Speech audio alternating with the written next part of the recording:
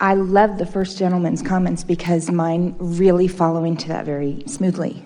Really? I am working on a project with a couple of other people, and the flow in the beginning was very, very easy and smooth and exciting. Before you got to know each other? No, it's not like that. But in every project, there is the aspect of the fun, creative part, and then there's the business aspect. And my question is the business aspect, for them, it does not seem as fun. So when we talk about it or when we bring it up, it feels, for them, efforting. And to me, it's like, well, if we want this project to move forward, these things have to be done. So am I pushing, and is it too much efforting? Well, this is an example of what we were just talking about, where you know something that would be of advantage to all of you, and those who are working close to you don't seem to know it. But your attention to their not knowing it adds resistance to your vibration. Yes, of course you're on the right track. You understand that the creative process is about closing the gap between wanted and where you are. In other words, that is the best definition of what the creative process really is, because life helped you to identify it. And now you've got to find a way of putting yourself into vibrational sync with it. You've got to tune into it. And so people who are doing what humans want to call creation, creative things like music or art, often they understand what we teach so much more easily than most people, because they have shown themselves just through what they might call trial and error, that if they're not in the receptive mode, the art doesn't flow, or the music doesn't flow, or the dialogue doesn't flow. Maybe not understanding about these things that we talk about here, but they've shown themselves, they know how to get into their creative mode in order to receive. But it often doesn't translate back to them then that the same creative mode applies to business. It applies to everything, because it's the receptive mode no matter what the outcome is that you're wanting.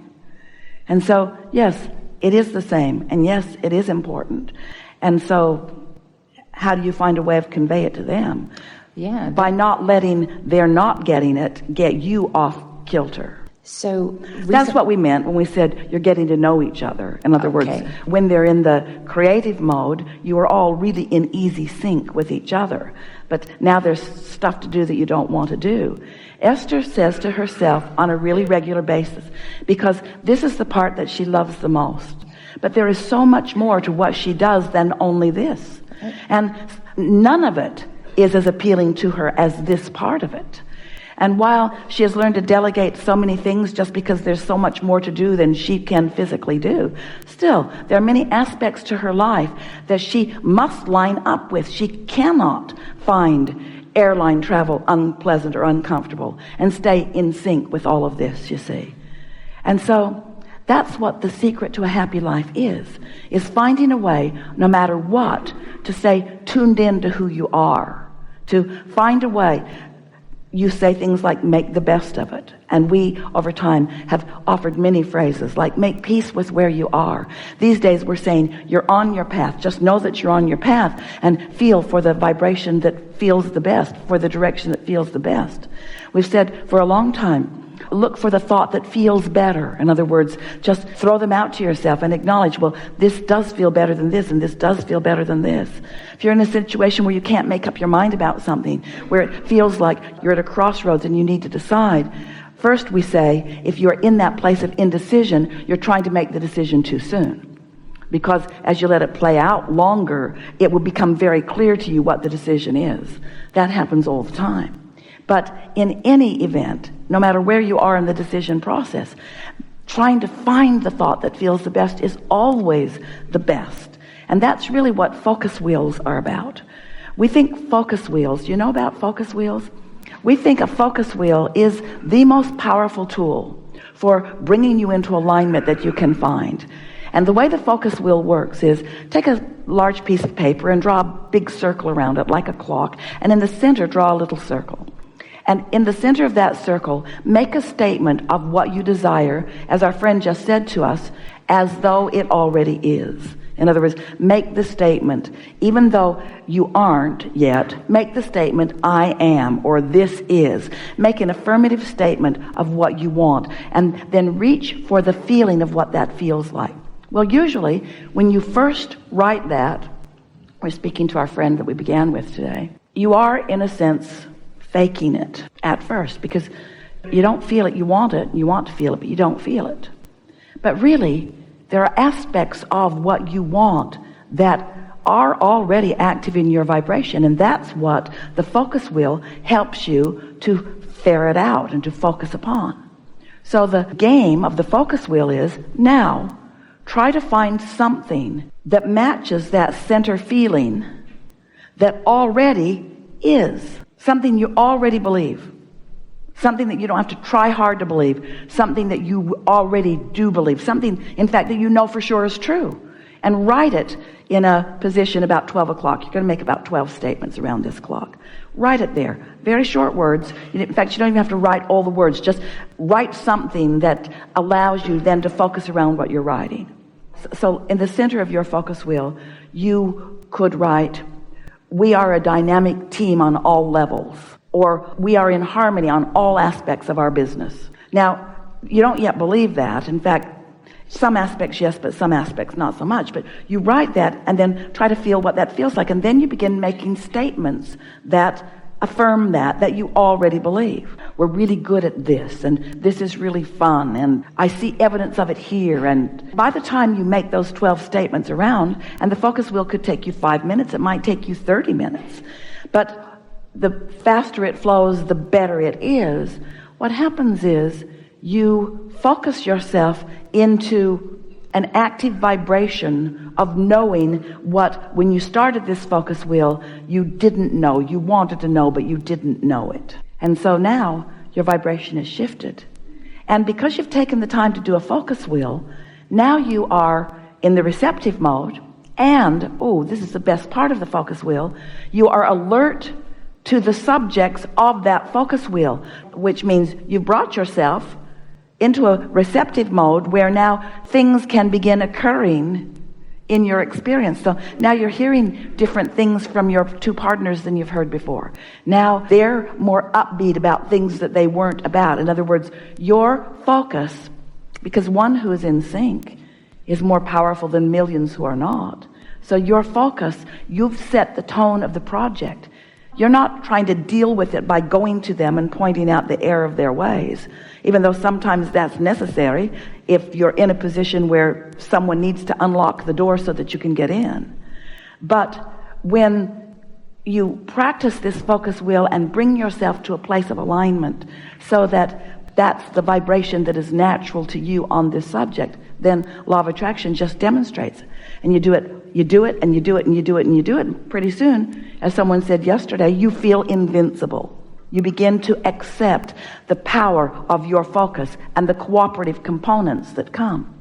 Sometimes the cooperative components that you are looking for are not logically active or logically present in those who surround you. In other words, sometimes there are those who are outside of what you are currently able to see, who are there for you. But you can't find them by noticing that they're not there in the people that they're not there in. You see what we're getting at? Mm-hmm. So you just have to keep focusing into the concept of what you want, and the universe will deliver it. And often, in fact, in the majority of cases, right from the people who are already around you. It sounds to me like I do this work by myself. That work, the focus wheel work, I do that by myself. Do I share this information with them because they also... No. Well, you can teach them how to do a focus wheel. They already know. That's where sometimes it gets in the way. We feel this is too efforting, so we're going to back off on this. And I'm the one feeling like wild horses can't stop me. I'm moving forward. Get on the bus or not, but we're going. Well, when you're in alignment, when you're really in alignment, there is a feeling of flow that is the indicator that you're in alignment. If you're feeling some sluggishness from others or some resentment about what they're not doing, then you're not in the alignment that you want to be in. And we've been talking a lot about unconditional, about letting it be about the vibration, and then the conditions will take care of themselves. And that would all be very nice if this was the first day of your life experience here, and you were already full grown and operating in your world, but this was the first day that you were really contemplating life. So we were all starting right there together. But there are bills to pay, and once this seminar is over, most of you can't just go sit by the lake. In other words, you have things that you need to do. And so integrating into this philosophy that we're offering is, as our friend was saying a little bit ago, there is a sort of practicality that you have to apply to it. Jerry was always looking for practical applications of this. You just can't all of a sudden stop. Esther still gets letters frequently from spouses of people, and they want her to stop telling their people to chill out. Because they don't want them to chill out. They want them to dig in. They don't want them to relax and allow. They want them to persevere. They want them to push through. They want them to dig deep. And so there is a sort of conflict in the action philosophy and the alignment philosophy. But in alignment, what happens is you're still inspired to action. It's just action with better timing. And action with really good timing doesn't feel like efforting. It's the action that you're doing in the face of resistance that's efforting, because it's not obstacles that are in your way. It's your own resistance that's in your way.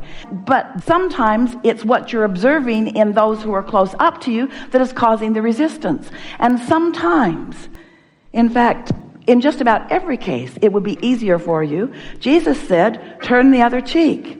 And what he meant was, don't stay active with something unwanted. You're not going to come into source or into spirit or into enlightenment or into your power if you're focused upon what you don't want and railing against that. We're exaggerating this in your experience because we know that you know all of this. But in very practical terms, isn't it nice that people come to you and get up close to you to help you to realize that you always have more vibrational work to do. There's always more vibrational work to do. And if you will accept that as the efforting factor, and we don't mean it in effort, but if you apply your focus to where your true power is, instead of out here on the edges where you're just always putting out another brush fire, get in there where your true power is and attract those truly in sync with who you are, truly in harmony with the project of your vortex. Because sometimes people, this thing that we've been talking about where you find alignment, and other people are doing it too, and then law of attraction just causes you to dovetail together. It doesn't mean that a person will come to you and dovetail together with you forevermore. It means that whatever is a vibrational match to where you are in any project will come to you when you are needing it. You see what we're getting at? That's blissful. That's just blissful. Esther said, I could never live in a commune because I'd do all the damn work. In other words, I'd be the one going to getting the stuff, and there'd be others out there with flowers in their hair, but somebody's got to make breakfast. That's kind of how I feel about this project. Yeah. They want to be in the artsy, airy-fairy aspect, and I'm talking about, well, we've got to collect the eggs from the hens, and we've got to get the flour. And the thing that we so want you to feel is that everything around you is an extension of this alignment. Don't misunderstand. Everything about this time-space reality is about alignment. Esther sat one day, we've told this story several times, she was sitting in specific appreciation of things that were in her life. And she got some momentum going about it, and then her feeling of appreciation expanded to roadways and bridges and commerce and industry, and she could feel all of those who have come before, who were part of the infrastructure that is now supporting her. And she realized that for her, for even a brief moment in time, to fixate on something that isn't working and use that as her reason to, even for a moment, not accept the enormous help that is there with her is really a foolish thing to do. So it's a matter of looking at what is working, not at what isn't working. And of course, life happens and shows you things that aren't working so that you can address it and bring it into alignment. But it never, ever, ever is going to an individual and saying to them, you need to do something different, because they will become even more resistant. They will defend their position to the death, if not openly and overtly, vibrationally. In other words, they will spit in your soup.